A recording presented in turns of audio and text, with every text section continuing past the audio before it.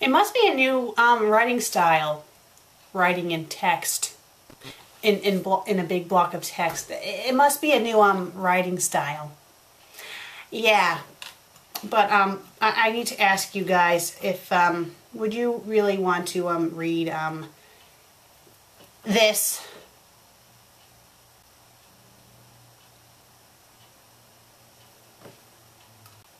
I thought not. Well, you guys may not have to read it, but I do because it was requested. Remind me to smack the person who requested this fanfic. Oh yes, the fanfic. The fanfic I'm going to be taking a look at today is called Morph Wars by Anthony S. 13. Now this story has a couple of sequels, but I'm just going to take a look at the first story. I was thinking about doing the others, but then I saw this and it's like, no, I'm just going to review the first story. Because I want to save my head from a headache later. So the story's on DeviantArt. It has 4 comments, no favorites, and 90 views. Let's get started. I'm not really sure what the fanfic's about, but we will find out as we read. The year's 2035. War in many parts of the world has been acknowledged for the past 13 years. A man named Dr. Sergio is the leader of the world. He created hybrids, half human, half animal. The first one created was Tristan, a lion hybrid. He was created by Dr. Sergio in 2011. Dr. Sergio and his colleagues had total control over the hybrids created during this time. Over time, though, as more and more hybrids were created, the scientists of Sergian laboratories lost more and more control over them. Many hybrids ran away and took refuge on an island off the coast of Utopia City.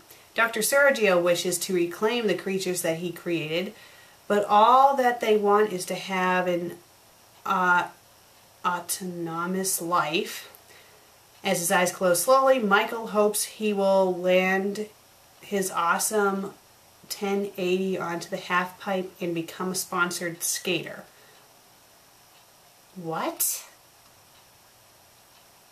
Weren't we talking about Dr. Sergio and now all of a sudden we're talking about some guy named Michael and he wants to be a skater? Did I miss something? Let's continue. The youth of Hybrid Island were all watching, including Michael's girlfriend Nina. Michael hoped he wouldn't fall on his face and screw everything up. As soon as he opened his eyes, his skateboard had touched the ground on all 4 wheels. A successful landing. The crowd roared and Michael knew he would get the sponsorship of Project H. Michael had gotten off the half pipe and Nina, with a huge proud smile on her face, gave him a big hug and a kiss on his face. Seriously, I don't know how I landed that gnarly trick, Michael said. You are one lucky guy to not fall on your face, Nina said in reply. Michael was a half-wolf, half-human hybrid. He had black fur, a muzzle, feet, claws, and the tail of a wolf. He also had slick black hair and teeth. So he had black teeth. You might want to go to a dentist about that. Michael was a love for skateboarding and his girlfriend. Oh, has a love, sorry. Nina was a half-fox, half-human hybrid. She had golden fur, a muzzle piercing on her ears. She wore a sleeveless Union Jack skirt, ripped jeans, and she had a mane with the tips of dyed pink or purple. She also had about 9 little tails, which were also dyed either pink or purple at the tips. Her 9 tails were a result of a mutation that Sergian scientists did so she could resemble a 9-tailed fox demon in hybrid form. They were both between 16 and 17 years old. Hybrid Island, where escaped hybrids took refuge before the war. Now there are more than 2,000 inhabitants on the island. due to the mass production of hybrids at the Sergian laboratory. There was one bombing that took place on the island. It was aimed for the government building located on the north part of the island. About 50 hybrids perished and about 20 were reported missing, including Tristan, the first hybrid ever created. Before the Hybrid Society was set up in 2019, Hybrid Island was called Ostracization Island, where hybrids who didn't follow Dr. Sergio's rules were banished to. But wait, I thought that it was... Didn't it say earlier that the island was called Hybrid Island because that's where they went to escape? It wasn't mentioned earlier that they were banished from it. Hybrids that live on the island are bilingual and can speak their language and the human language perfectly. To some humans, hybrids are bizarre creatures, while others believe they are misunderstood. Usually a day in the life of an ordinary hybrid is that of an ordinary human. It consists of contributing to society in any way a hybrid wants, for example, selling merchandise or entertaining people. Michael and Neva live in an apartment on the southeast shores of Hybrid Island. As they got home, Michael noticed something in his mailbox. It was shiny and metallic and had a metallic-looking H on it. Michael looked at it. Nina saw how aloof... Michael looked at Nina and saw how aloof she was, just watching TV. Suddenly, there was a virtual silhouette of an unknown figure that emerged from the device Michael was holding. It had a gruff-sounding voice. "Greetings," it said. "You have received this message because you are invited to join the hybrid army and save your kind. You can take 3 classes: air class, ground class, or water class. Air class consists of driving air vehicles, including hovercraft, tanks, and fighter jets. Ground class consists of guerrilla warfare and driving tanks.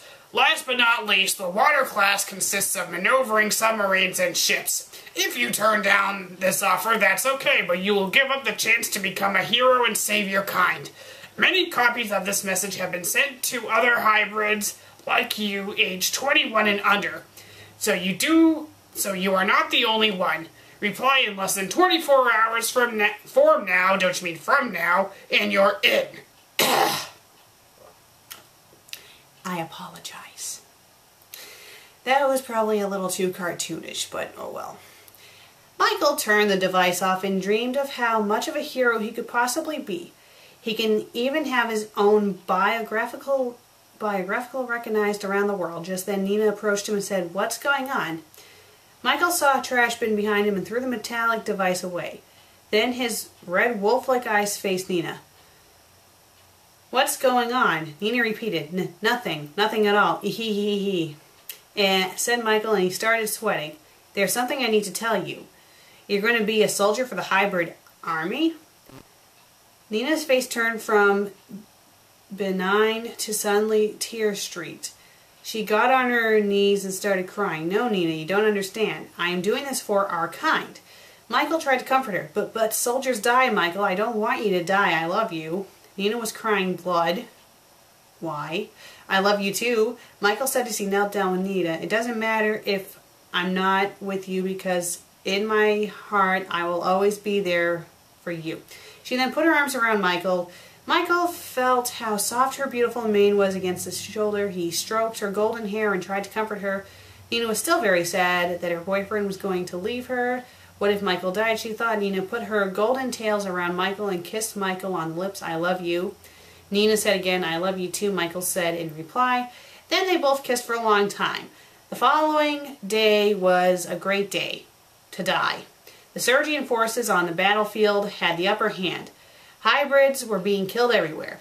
The hybrids were losing the war. The Sergian forces' benefactor is none other than Dr. Sergio. Assassins were hired to try and kill him, but they never returned. Meanwhile, on the recruiting camp of Hybrid Island, Michael entered the ground class.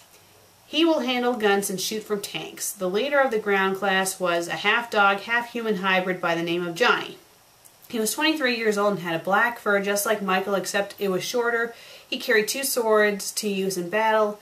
Johnny led a rebellion on a Sergian turret base and succeeded. He trained Michael for weeks, and soon enough Michael had become one of the Army's finest soldiers. In harsh environments, Michael trained to his fullest all of the time and never gave up. Now was the chance to show Johnny what he was made of on the battlefield. Michael was put on a helicopter with 10 other soldiers and sent to the war zone, an archipelago of islands where concentration camps for hybrids used to be until they were bombed in an attack on Serbian forces in 2032. Michael saw the destruction of the camps and the small huts that the hybrids used to occupy. Many dead bodies were seen and the majority of the ruins were on fire. It was a very bland environment. "It's pretty crazy down there," said one of the soldiers. His name was Skylar. He was a half lizard and half human hybrid.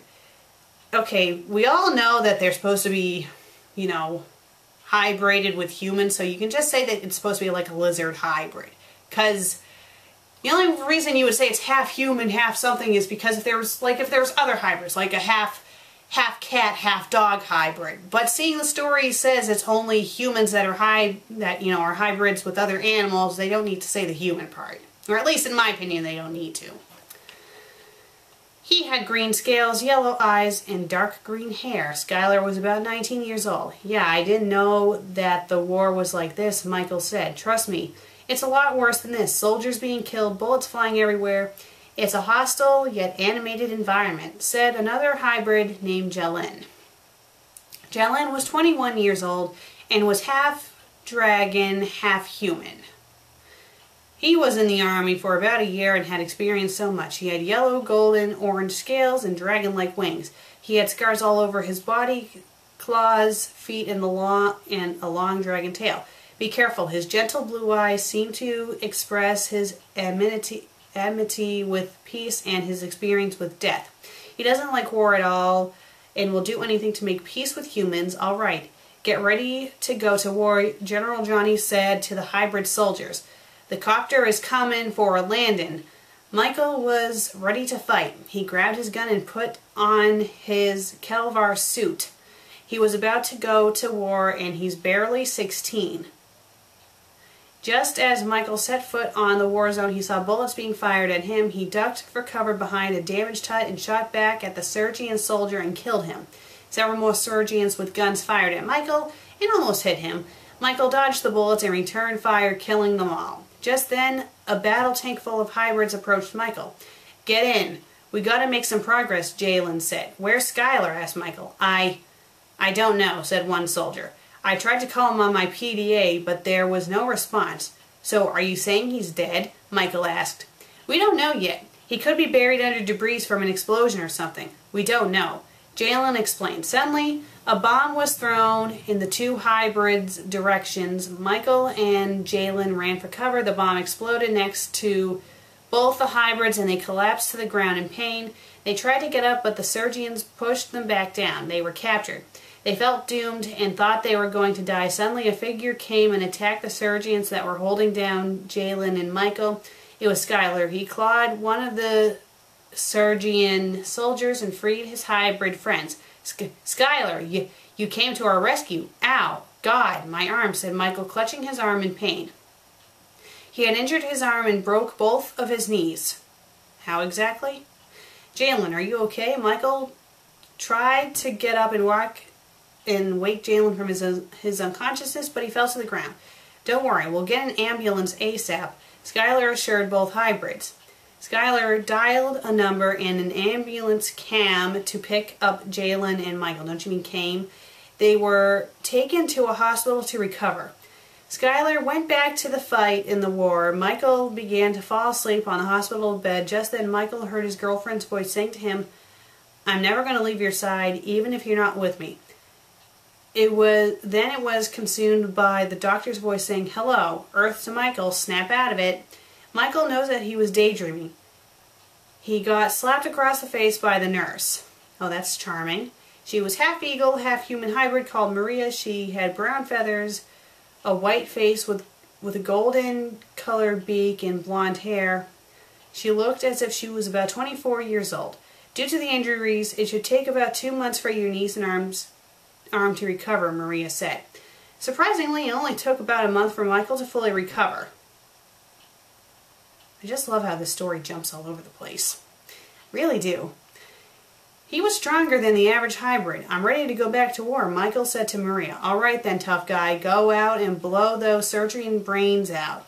Maria explained. As Michael got to the helicopter, he noticed that Skylar and Jalen were missing. He asked General Johnny where they were. Johnny said, I'm sorry. Michael knew then that his friends were dead. His eyes filled with tears and he cried in a weepy sort of way. John cried a little too. It sucks how people die in battle. It's not natural like that. Michael hung his head down as a tear dropped from his face. I know. Michael began to whimper. It's okay. This war will be over soon. Johnny assured Michael. The helicopter landed on the battle-scarred and the war-torn war zone once more. Michael's tears of sadness turned into tears of happiness. His red eyes were like those of a puppy's. But he wasn't a puppy, he was a handsome wolf. This is for Nina, Skylar, and Jalen. The hybrid will fall if I fail, but that won't happen today. Why, if this is all supposed to be one sentence, why is this section right here separated by quotations?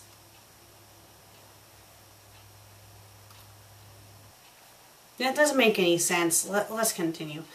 Michael was so arrogant, he wanted to be the hero. He abhorred the Surgeons so much. Michael was in the thick of battle and he avoided every bullet, explosion, and rocket fired at him. He was actually afraid of the Surgeon adversaries. It wasn't his fault. The war affected his influence to become a soldier. Michael, with his gun out of ammo after shooting hundreds of Surgeon soldiers, hid behind a hut afraid of dying.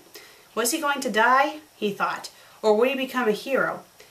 Is this the beginning or the end? Michael saw his comrades being killed out in the open where many Surgeons had taken control over their lost creations, the hybrids. Michael once again heard Nina's soft English voice inside his head. You can do it, Michael. I'll never leave your side. Go save your kind. That's when Michael knew his full potential as a hybrid. He knows his goal is if Nina is there in his heart always. Back on Hybrid Island, Nina was looking out of her window staring at the blue ocean. She was sitting on a lyre-backed chair so her tails wouldn't make her feel uncomfortable. The cool sea breeze made her beautiful golden mane sway in the wind. She wondered if her boyfriend was still alive. Her beautiful green eyes glistened in the sun and filled up with tears as she thought about him. I'm never going to leave your side, ever. I have faith in you, Michael, and I know you will prevail. You're not just becoming a hero for our kind, you are becoming my hero. And that's the end of it. I just realized something. What I read was not a fanfic. Okay. I'm going to say this now. Please, when you request stories, be sure that they're actual fanfics. Because this is not a fanfic, this is someone's original story. I'm still going to give my opinion on it though, seeing I just spent the time reading it. If it wasn't for the really, really, really bad layout, as in no paragraph spacings whatsoever, I would say that this was pretty decent. The story was captivating, but it had flaws with it other than the layout. The transitions could have been a lot better. And you could have done, shown transitions with, paragraph spacings and stuff. But was this horrible though? No, it's not. It was okay. Yeah. Well, I guess this is the first. The FanFic Critic critiques something that wasn't a fanfic. I guess you guys should just call me the critic now. Yeah, but this whole thing about reviewing a non-fanfiction, this is the only time this is going to happen. So please, people, when you request stories, be sure that they're fanfics and not you know, original stories or something. Yeah. Well, I'm the fanfic critic. I read it, you listen,